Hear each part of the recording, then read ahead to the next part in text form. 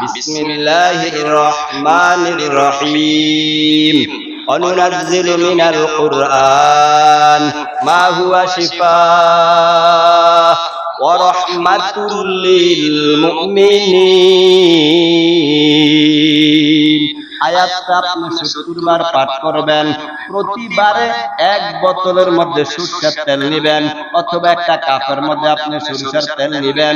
সরিষার তেলটা সামনে রাখবেন, সূরা ফাতিহা একবার পাঠ করবেন, দুরূদ শরীফ 11 বার পাঠ করবেন বিসমিল্লাহর সাথে।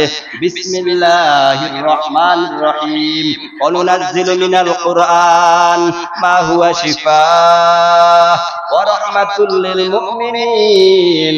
70 বার পাঠ করবেন, তৈলের মধ্যে ফু দিবেন। ওই তৈলটা আপনি 3 দিন তলপেটে মালিশ করবেন, ইনশাআল্লাহ তলপেটের ব্যথা ভালো হয়ে যাবে।